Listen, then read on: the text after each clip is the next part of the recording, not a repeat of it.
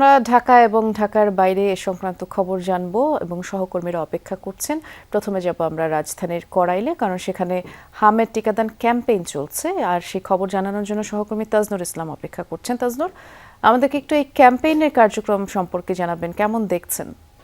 প্রথম বিষয় হচ্ছে এই ক্যাম্পেইন উদ্বোধন হয়েছে এখন থেকে প্রায় 30 মিনিট আগে। স্বাস্থ্য প্রতিমন্ত্রী, ঢাকা উত্তর সিটি কর্পোরেশন, একই সঙ্গে বিশ্ব স্বাস্থ্য সংস্থা সহ বিভিন্ন সংশ্লিষ্ট যে দপ্তরগুলো রয়েছে সবাই মিলিয়ে এই কর্মসূচিটির মূলত উদ্বোধন করেছেন এবং সেই কার্যক্রম চলছে মূলত এই 5টাতে।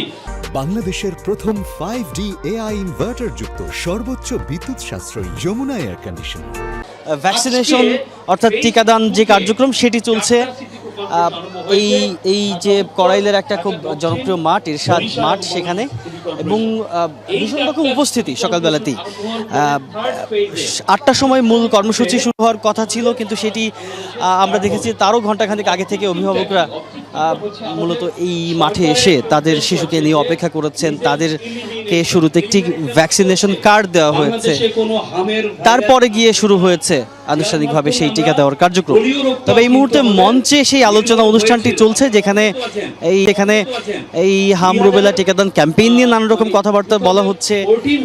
একই সঙ্গে যিনি প্রধান অতিথি আজকের তিনি রয়েছেন, বিশ্ব স্বাস্থ্য সংস্থার প্রতিনিধি তিনিও রয়েছেন। সব মিলিয়ে এই যে একটা প্রাদুর্ভাব সারা দেশ জুড়ে চলছে এবং সেটি মোকাবেলায় সরকারের যেই কর্মতৎপরতা সেগুলো সম্পর্কে মানুষকে জানানো, একই সঙ্গে যে বিষয়টি নিয়ে বাড়তি জোর দেওয়া হচ্ছে সেটি হচ্ছে যেই কর্মসূচি সরকার গ্রহণ করেছে যে 6 মাস থেকে 5 বছরের কম বয়সী শিশুদের সবাইকে যেন এই আওতায় আনা যায়, অর্থাৎ শুধুমাত্র উত্তর সিটি কর্পোরেশনেই অন্তত 5 লাখ শিশুকে এই কর্মসূচির আওতায় যেন আনা যায়, সেই চিন্তাভাবনা কিংবা সেটিকে বাস্তবায়ন করতে যত রকমের তৎপরতা কিংবা যে সমস্ত উদ্যোগ নেওয়া দরকার সেই ব্যাপারগুলো মূলত আলোচনা হচ্ছে আজকের এই যেই আনুষ্ঠানিক প্রোগ্রাম সেখানে। বৃষ্টি শুনছিলাম আপনার মাধ্যমে, ধন্যবাদ তাজনুর।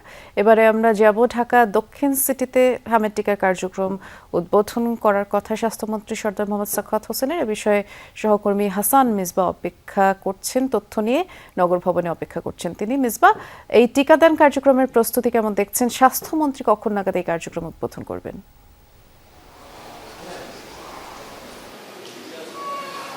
সকাল 9টায় এই কার্যক্রমের উদ্বোধনের কথা ছিল স্বাস্থ্যমন্ত্রী সরদার সাখাওয়াত হোসেনের।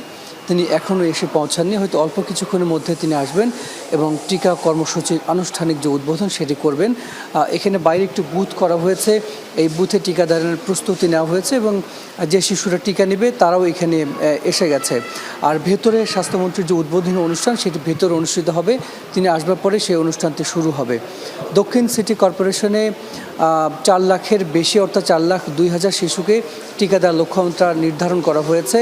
এটি 11 মে পর্যন্ত চলবে।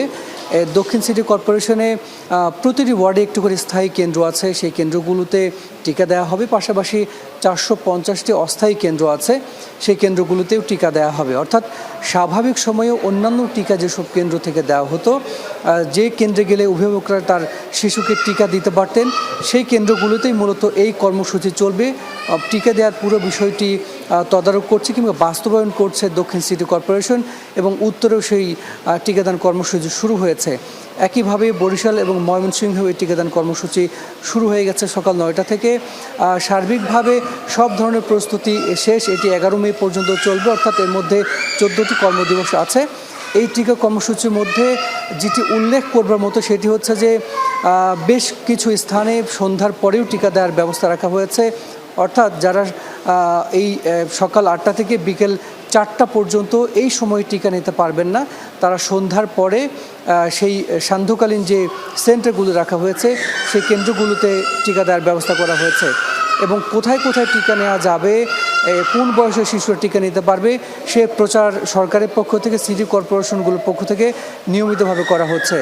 আর আমরা জেনেছিলাম যে সিরিঞ্জের খানিকটা ঘাটতি আছে, গতকাল স্বাস্থ্য সচিব সেটি নিশ্চিত করেছেন।